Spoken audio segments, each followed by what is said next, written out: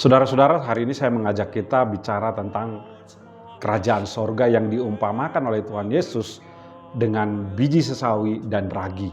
Saya mengambilnya, saya mengajak kita membaca, silakan baca di rumah, saya tidak perlu bacakan. Dari Matius pasal yang ke-13 ayat 31 sampai 35. Yesus menggambarkan tentang kerajaan sorga yang diberikan perumpamaan dengan dua benda, saya katakan benda, yaitu biji sesawi dan juga ragi. Biji sesawi sangat kecil dari segala biji-biji tanaman, dikatakan di situ dia yang paling kecil. Tetapi jika bertumbuh dia akan menjadi tanaman yang lebih besar dari tumbuh-tumbuhan tanaman sayur yang lainnya. Bahkan dikatakan bisa mencapai 2-3 meter. Sayur apa ya 2-3 meter. Bahkan burung-burung bersarang di atasnya. Itulah kerajaan sorga. Dimulai dari hal yang kecil, hal yang sederhana yang barangkali tidak diperhitungkan oleh orang, berkembang sedemikian besar. Kekristenan juga seperti itu. Kekristenan selalu tidak dimulai dengan hal-hal besar. Kekristenan dimulai oleh orang-orang sederhana, orang-orang sedikit orang. Kekristenan di Tanah Batak dimulai oleh misionaris. Tanah Batak misalnya Nomensen, sebelumnya Munson dan Leman, dan seterusnya dan seterusnya. Kekristenan dimulai dengan hal-hal sederhana, tapi kemudian bisa berdampak yang demikian besar secara kuantitas. Saya melihat di sini perumpamaan biji sesawi bicara tentang ekstensifikasi, perluasan secara kuantitas yang mencapai banyak orang dan orang banyak datang masuk ke Kristenan dengan berbagai latar belakang dan berbagai motivasi. Dikatakan burung bersarang, kalau kita lihat pasal perumpamaan dalam pasal 13, cerita sebelumnya tentang kisah seorang penabur ayat 1-23, burung digambarkan sebagai iblis yang mencuri benih itu, benih firman Tuhan. Jadi orang bisa saja datang, tapi motivasinya bisa merusak persekutuan, merusak kekristenan. Paulus mengingatkan kepada jemaat di Efesus ketika dia perpisahan kepada jemaat di Efesus, dia berkata, akan ada serigala-serigala, bahkan dari kalangan kalian sendiri akan datang untuk mengganggu, merusak orang-orang percaya. Ini yang pertama yang menggambarkan kerajaan surga, dimulai dari hal-hal sederhana, dimulai dari hal-hal kecil, kemudian berkembang secara kuantitas, mengalami ekstensifikasi yang sedemikian, dan kemudian orang masuk ke dalamnya dengan berbagai motivasi dan pemikiran. Yang kedua, kerajaan surga Tuhan Yesus gambarkan seumpama ragi. Ragi yang dimasukkan ke dalam adonan, kemudian mengkamirkan seluruh adonan, dikatakan mengkamirkan, mengembangkan seluruh adonan. Ragi ini bicara lebih ke dalam, memberikan dampak, memberikan pengaruh kepada di mana dia hadir. Jadi saya mencoba menggambarkan biji sesawi bicara tentang ekstensif, keluar, berkembang secara kuantitas. Ragi bicara tentang dampak, pengaruh ke dalam. Jadi kerajaan surga Tuhan Yesus berkata dimulai dengan hal sederhana, dimulai dari pengaruh orang-orang kecil, tapi bisa berdampak kepada orang di sekitar, berdampak kepada orang besar, orang yang banyak. Kemudian, jadi dua hal yang kita mau lihat dari perumpamaan ini, biji sesawi bicara tentang pertumbuhan kekristenan secara kuantitas dengan berbagai motivasi, kemudian kekristenan kerajaan sorga bicara tentang bagaimana dampak yang dihadirkan oleh orang-orang yang mengaku percaya kepada Kristus itu sendiri. Saudara-saudara, kalau kita melihat perumpamaan ini, sebenarnya perumpamaan ini menjadi sebuah peringatan bagi kita tentang bagaimana kehadiran kekristenan di tengah-tengah dunia ini. Kekristenan bisa bertambah banyak, kekristenan secara kuantitas semakin besar, tapi bagaimana? Apakah menghasilkan dampak? Apakah kekristenan menjadi berkat? Atau hanya kuantitas? Menarik, perumpamaan ini ditempatkan oleh Matius di antara perumpamaan tentang ilalang dan gandum dan penjelasannya.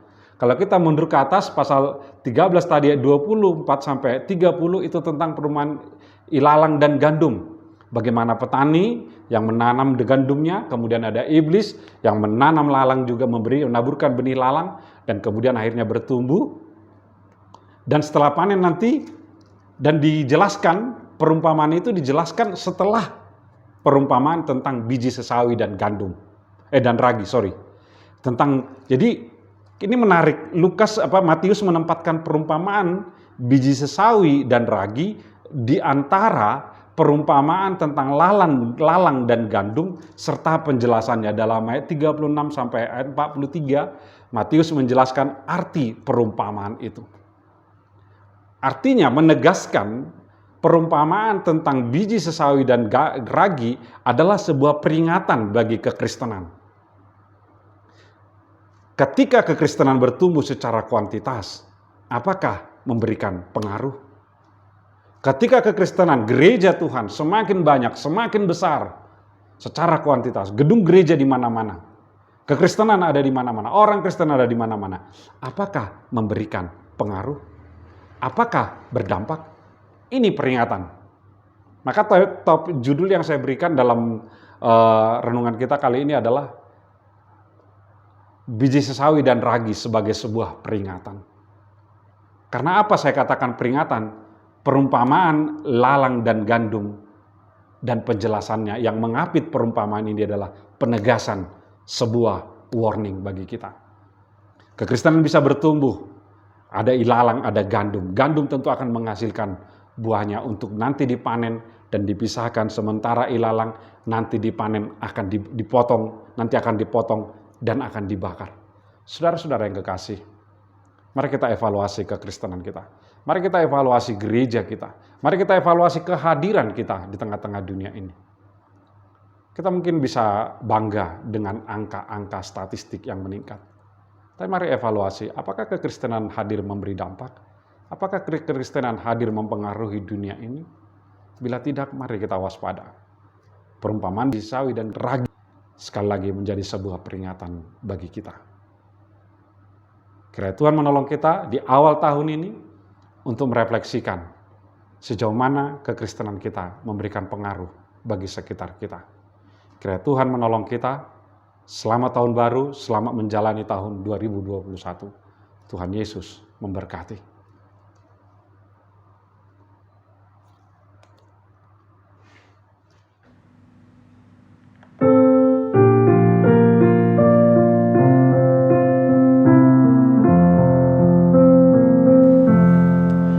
The Lord's my shepherd, I'll not want. He makes me down to lie in pastures green. He leadeth me the quiet waters by.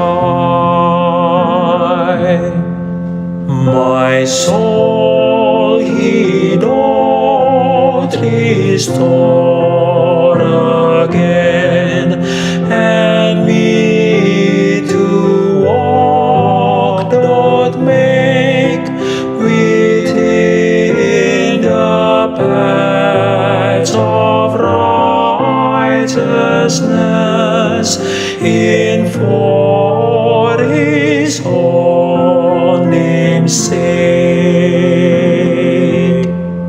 Yet though I walk through death's dark vale, yet will I fear no ill, for thou art with me, and thy rod and staff me comfort still.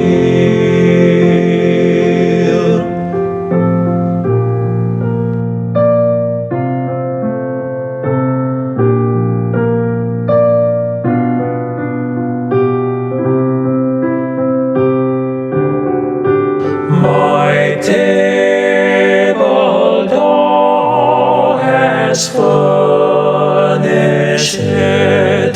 in presence of my foes. My head thou dost with oil anoint, and my cup overflows. Goodness and mercy